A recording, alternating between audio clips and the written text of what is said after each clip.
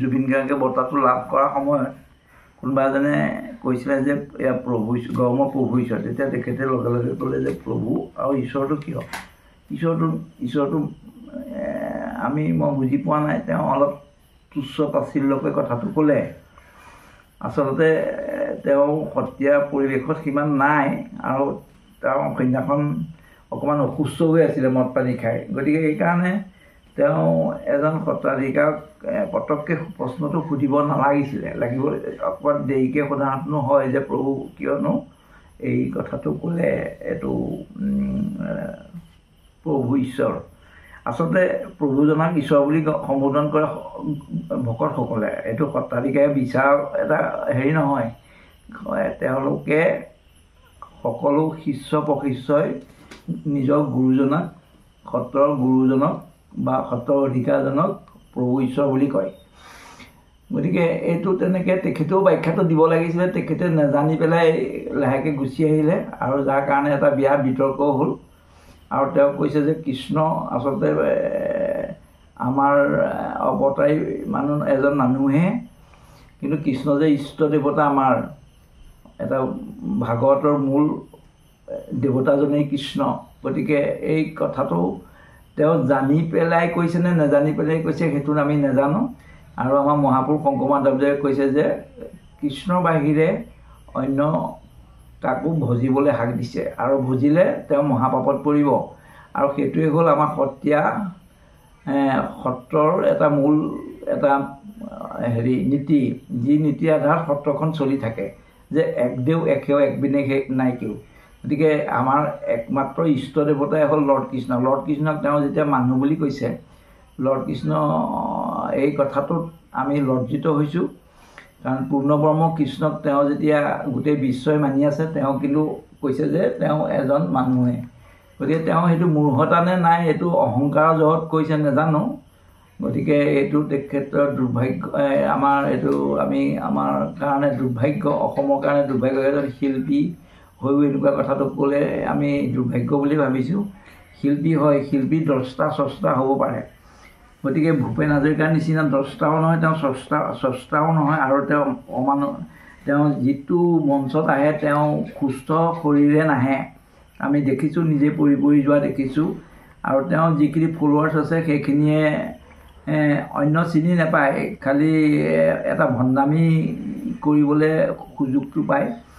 আৰু যেতিয়াই কৈছে যে এই কিয় গুৰুজনাক প্ৰভু ঈশ্বৰ বুলি ক'লে, এইটো তেতিয়া সকলোৱে হাঁহিছে।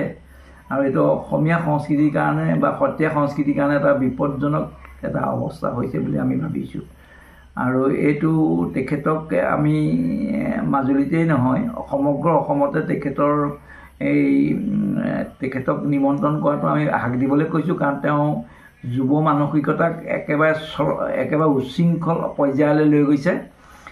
তেওঁ যুৱ মানসিকতাক উচ্ছৃংখল পৰ্যায়লৈ লৈ গৈছে। অসম মাজুলীয়েই নহয়, অসমৰ সকলো জেগাতে। আৰু সেইটো প্ৰতিফলিত হৈছে বিভিন্ন তেওঁ মঞ্চত।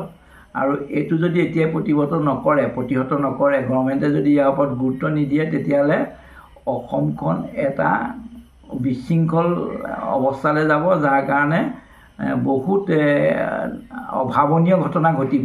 আৰু এই অভাৱনীয় ঘটনা ঘটিলে কিন্তু অসম চৰকাৰে জগৰীয়া হ'ব। আমি সেইকাৰণে সত্ৰ মহাসভাই জুবিন গাৰ্গৰ সকলো প্ৰগ্ৰেম আমি বন্ধ কৰিবলৈকে আমি অনুৰোধ জনাইছোঁ। তাৰমানে এটা অন্ধ সমৰ্থক তেওঁলোক যদিও এটা শ্ৰোতাৰো এটা নিৰ্দিষ্ট এটা গাম্ভীৰ্য থাকে, কিন্তু তেওঁলোক হ'ল বিশৃংখল শ্ৰোতা। আৰু তেওঁলোকো এই জুবিন গাৰ্গৰ অৱস্থাটো পাইছে বুলি আমি অনুভৱ কৰিছোঁ। জুবিন গাৰ্গে যি অৱস্থা পাইছে পেলাই গান গাইছিলে, তেওঁলোকো সেইটো অৱস্থালৈকে গৈছিলে বুলি আমি অনুভৱ কৰিছোঁ। আৰু তেওঁলোকৰ যিটো অট্টহাস্য, সেইটো এটা ভিত্তিহীন বুলি আমি আজি কৈছোঁ। আৰু এইটো পোনচাতে আমি নাকচ কৰিছোঁ। তেওঁলোকে অসমীয়া সমাজক কেতিয়াও ৰিপ্ৰেজেণ্ট কৰা নাই। একচাম হ'ল উদন্ত যুৱক, যিসকলে জাতি মাতি একো চিন্তা নকৰে, নিজৰ সংস্কৃতিৰ বিষয়ে চিন্তা নকৰে। সেই যুৱকসকলে এই ঘটনাটোত ছাপোৰ্ট দিছে। গতিকে যিসকলে ছাপোৰ্ট দিছে, আমি সেইসকলক অসমীয়া বুলি গণ্য নকৰোঁ। মোক সম্পাদক হিচাপে পুতুল মহন্ত সম্পাদক হিচাপে তেখেতক আমাক এটা প্ৰেছ মিডিয়া যোগেদি কথাবোৰ জনাবলৈ দিছিলে। আজি মিটিং এখন দিবলৈ কৈছিলে। আমি সকলো সত্ৰাধিকাৰে কনচেণ্ট পাইছিলোঁ। আমাৰ 39খন সত্ৰৰ সত্ৰাধিকাৰে আমাক কনচেণ্ট দিছিলে যে আমি নাযাবও পাৰোঁ, কিন্তু আমি সকলো আপোনালোকৰ পক্ষতে আছোঁ আৰু জুবিন গাৰ্গক যাতে মাজুলীলৈ পুনৰ আনিব নালাগে সেই সমিতিখনক আহ্বান জনাবলৈ আমাক অনুৰোধ কৰিছিলে। কি প্ৰস্তাৱ লোৱা হৈছিলে? আমাৰ প্ৰস্তাৱ লোৱা হৈছিলে জুবিন গাৰ্গক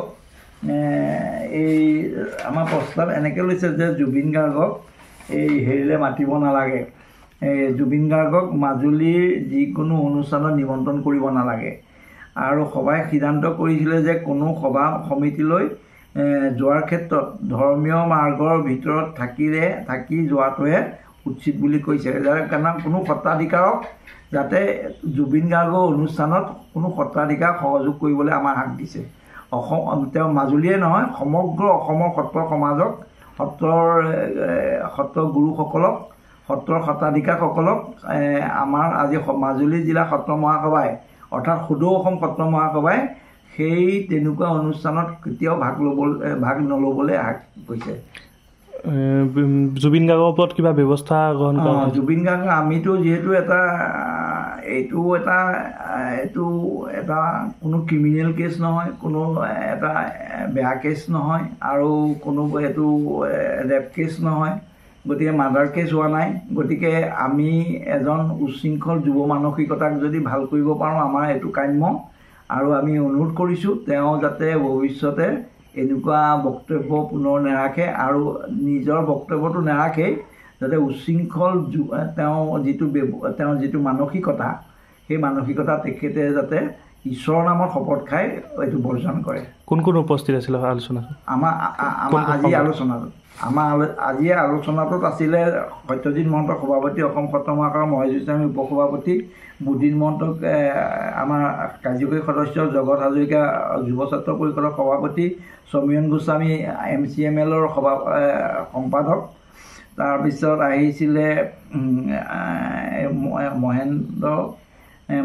হৰিদেৱ গোস্বামী আহিছিলে, আমাৰ সৰু গড়মূৰ সত্ৰৰ সত্ৰাধিকাৰ, সীমান্ত মলীয়া আছিলে, বৰুৱা আহিছিলে, আমাৰ বনগাঁৱৰ ভাল এজন বুদ্ধিজীৱী বা শিক্ষিত লোক। তাৰপিছত আহিছিলে নৱজ্যোতি জাক, উলুপিয়া কলেজৰ প্ৰিন্সিপাল, ৰঞ্জিত কুমাৰ ভূঞা প্ৰাক্তন সাহিত্যৰ সভাপতি, ভাস্কৰ জ্যোতি আহিছিলে। তাৰপিছত আহিছে আমি নিমন্ত্ৰণ কৰাৰ ভিতৰত আহিছে এইটো দিলীপ বৰা, তেওঁ আহিছে। তাৰপিছত ৰঞ্জিতা গোস্বামী আহিছিলে, লক্ষিকা সমাৰোহৰ ভাৰপ্ৰাপ্ত সভানেত্ৰী, মুনীন্দ্ৰ ভূঞা আহিছিলে যুৱ ছাত্ৰ পৰিষদৰ, অনিল হাজৰিকা আহিছিলে যুৱ ছাত্ৰ পৰিষদৰ, ৰামপ্ৰসাদ নাথ আহিছিলে প্ৰাক্তন প্ৰিন্সিপাল, আনন্দ শইকীয়া আহিছিলে প্ৰিন্সিপাল। এইটো আমি প্ৰিন্সিপাল আনন্দ শইকীয়াৰ পৰা জানিছিলোঁ যে বনগাঁও তেওঁ উপদেষ্টা সমিতিখনত তেওঁ মোক ৰাতিপুৱা কণ্টেক্ট কৰিছিলে যে মাতিম নে নেমাতিম, এইটো এটা আপোনালোকৰ আজি সত্ৰ মহাসভাৰ ডিচিশ্যনৰ ওপৰত ডিপেণ্ড কৰিব, কিন্তু আমি এইটো হাক দিব নোৱাৰোঁ। তেওঁ হেনো এইকাৰণে হাক দিব নোৱাৰোঁ, তেওঁৰ লগত কি চুক্তি হৈছে নাজানো, কিন্তু আমি কৈছোঁ যে পৰাপক্ষত জুবিন গাৰ্গক এই অনুষ্ঠানটোলৈ মাতিব নালাগে। আৰু যদি অপ্ৰীতকৰ ঘটনা ঘটে তেতিয়াহ'লে তেওঁ এই সমিতিখন জগৰীয়া হ'ব, আৰু লগতে অসম চৰকাৰো জগৰীয়া হ'ব বুলি আমি সত্ৰ মহাসভাই অনুভৱ কৰিছোঁ। আৰু সত্ৰাধিকাৰসকলক উপস্থিত থকাটো? সত্ৰাধিকাৰসকলৰ উপস্থিতি আমি কোনো ধৰণে কাম নকৰা নাই, আৰু কেতিয়াও বিহু সন্মিলনত ভৱিষ্যতেও কোনো সত্ৰাধিকাৰে অংশগ্ৰহণ নকৰে। মাজুলী জিলা সত্ৰ মহাসভাৰ যোগেদি মাজুলী সত্ৰাধিকাৰসকলৰ সকলোৱে সহমতত আৰু মাজুলী বিভিন্ন দল সংগঠন ইয়াত আহিছে আজি। তেওঁলোকে সকলোৱে সিদ্ধান্ত মতে মাজুলীয়ে যিকোনো ফাংচনত জুবিন গাৰ্গ অহাটো বিচৰা নাই, গতিকে তেওঁ আহিব নালাগে বুলি আজি সেই সিদ্ধান্ত লোৱা হ'ল, প্ৰস্তাৱ লোৱা হ'ল। আৰু যিটো তেওঁক বঁটা মাজুলীৰ পৰা দিয়া হৈছিলে, গতিকে তেওঁ সেই বঁটাটো যাতে ঘূৰাই দিয়ে, সেইকাৰণে আজি আমাৰ 3টা সিদ্ধান্ত হৈছে। তেওঁ সেই বঁটাটো ঘূৰাই দিব লাগে, আৰু আমাৰ মুখ্যমন্ত্ৰীক এই বিষয়ে জনাবৰ কাৰণে এটা সিদ্ধান্ত প্ৰস্তাৱ লোৱা হৈছে। সিদ্ধান্ত সেইকেইটা বিশেষকৈ নাই, তেওঁ যাতে কোনো অনুষ্ঠানত মাজুলীত সকলোৱে ভাল পায় বুলি সকলোৱে জানে আৰু তেওঁ সংযত হোৱাটো ভাল যিকোনো বিষয়ত। কেন্দ্ৰী যিটো তেখেতে কৈছে সেইটো ক্ষেত্ৰত আমি বেছি দুখ পাইছোঁ। সত্ৰাধিকাৰসকলক তেখেতে যিটো কৈছে সেইটোতকৈও আমাৰ কৃষ্ণ যিজন ভগৱান তেওঁক কোৱা কথাটোত আমি বেছি দুখিত পাইছোঁ। সেইকাৰণে সেইটোকে সিদ্ধান্ত লোৱা হৈছে যাতে তেওঁ তেনেকুৱা আৰু মন্তব্য কোনোদিন নকৰে। মাজুলী যিটো তেওঁক বঁটা প্ৰদান কৰা হৈছিলে, যিহেতু মাজুলী বুলি কোৱাৰ লগে লগে সকলো তাত জড়িত হৈ যায়। যদি কোনোবা অনুষ্ঠান এটাই দিছোঁ বুলি কয় সেইটো বেলেগ হয়, যিহেতু তেখেতক মাজুলীৰ ফালৰ পৰা দিয়া হ'ল আৰু সেই বঁটাটো যাতে তেওঁ ঘূৰাই দিয়ে সেইটো এটা আমাৰ প্ৰস্তাৱ আগবঢ়োৱা হৈছে। মাজুলীত তেওঁ আহিব, কিন্তু কোনো এনেকুৱা ফাংচন কিবা কিবি তেওঁ তাত যাতে আমাৰ ইয়াৰ মাজুলীৰ পৰা তেওঁক নিমন্ত্ৰণ নজনায় সেইটো আমাৰ সিদ্ধান্ত।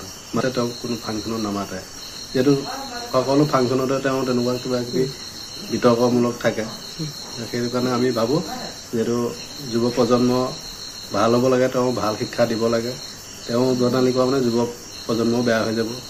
তেওঁ সেই শিক্ষা দিবৰ কাৰণে আমি তেওঁক আহ্বান জনাইছোঁ। আমি মুখ্যমন্ত্ৰীক এইটোকে জনাম যাতে তেওঁৰ যোগেদি বা আমাৰ মাজুলী উপায়ুক্তৰ যোগেদি আমি মুখ্যমন্ত্ৰীলৈ এইটোকে জনাম তেওঁ যাতে এনেকুৱা বিষয়ে কোনো সত্ৰাধিকাৰ কোনো ধৰ্ম অনুষ্ঠানৰ নামত তেনেকুৱা যাতে আৰু কোনোদিন নকৰে। এইটো মানে অসমৰ ৰাইজে তেতিয়া গম পাব যে এই এনেকুৱা কৰিলে যিহেতু সকলোৱে অন্তৰত দুখ পায়, সেই অন্তৰত দুখ পোৱা বিষয়খিনিত যাতে তেওঁ কোনোদিন এনেকুৱা নকৰে আমি সেইটোকে তেওঁ মুখ্যমন্ত্ৰীলৈ পঠাম। আৰু আমাৰ মাজুলী ৰাইজে এটা তেওঁক নিমন্ত্ৰণ জনালে, কিন্তু আমি সত্ৰ মহাসভা আজি যি সিদ্ধান্ত এটাই আমি সেই কমিটিসকলক তেওঁক জনাইছোঁ যে ধৰি লওক তেওঁ ইয়ালৈ আহিব, তেওঁলোকে ধেৰ কিবা কিবি কৰি মেলি এডভান্স কিবা কিবি লোৱা বুলিও কোৱা শুনিছোঁ। আমি আহ্বান জনাইছোঁ যাতে তেওঁক এই মাজুলী কোনো অনুষ্ঠানত অহাটো তেওঁ সত্ৰ মহাসভাই নিবিচাৰে বা সত্ৰ মহাসভাৰ লগতে সত্ৰাধিকাৰসকলে বিচৰা নাই, যিহেতু তেওঁ এতিয়ালৈকে ৰাজহুৱাভাৱে কোনো ক্ষমা খোজা নাই। আমাৰ আজি ওলাইছিলে যে তেওঁ আহক ৰাজহুৱা হিচাপত ক্ষমা খোজা সত্ৰাধিকাৰসকলৰ পৰা ধৰি পেলাই মাজুলী ৰাইজৰ ওচৰত, সেইটো তেওঁ কৰিব নকৰিব আমাৰতো কোনো আমি নাজানো। গতিকে সেইটো কাৰণে এটাই সিদ্ধান্ত হৈছে যে তেওঁক মাজুলীলৈ কোনো ফাংচনত নামাতে। আৰু যদি কোনোবাই মাতে সেইটো আমি জোৰ নকওঁ, তেওঁলোকৰ নিজৰ সিদ্ধান্ত। যিহেতু সত্ৰাধিকাৰসকল বা কৃষ্ণ ভক্ত কৃষ্ণক তেওঁ এনেকুৱা তাচ্ছিল্য কৰিছে, সেইবাবে তেওঁলোকে কি সিদ্ধান্ত লয় তেওঁলোকে কথা, কিন্তু আমি এটা তেওঁলোকক আহ্বান জনাইছোঁ সেইটোৱে। কমিটি তেওঁলোকে আমাৰ ওচৰত অহা নাই বাৰু, তেওঁলোকৰ উপদেষ্টা এজনহে আহিছিলে, তেওঁ সেইটো বিষয়ে একো মন্তব্য দিয়া নাই। খালি এটাই কৈছে আমি কৃষ্ণ ভক্ত কৃষ্ণক তুচ্ছ তাচ্ছিল্য কৰাৰ কাৰণে আমি বেয়া পাইছোঁ, আৰু যেতিয়ালৈকে এইটো তেওঁলোকে ক্ষমাটো নাহে বা ক্ষমাৰ কথা ইয়াত কোনো কথা নাই। খালি এটাই বিচাৰিছে তেওঁক মাজুলীত যাতে কোনো প্ৰৱেশ কৰিব নিদিয়ে। অসমৰ 14টা লোকসভা সমষ্টিত কেনে চলিছে নিৰ্বাচনী প্ৰচাৰ? এইবাৰ জনতাই বিচাৰিছে কোনটো দলক? পুৱাৰ পৰা নিশালৈ কেনেকৈ চলাইছে নেতাই প্ৰচাৰ? 14টা সমষ্টিৰ ভোটাৰৰ মনৰ কথা। ষ্টাৰ চিমেণ্ট, নেতাৰ সৈতে 24 ঘণ্টা। Powered by Data Mission.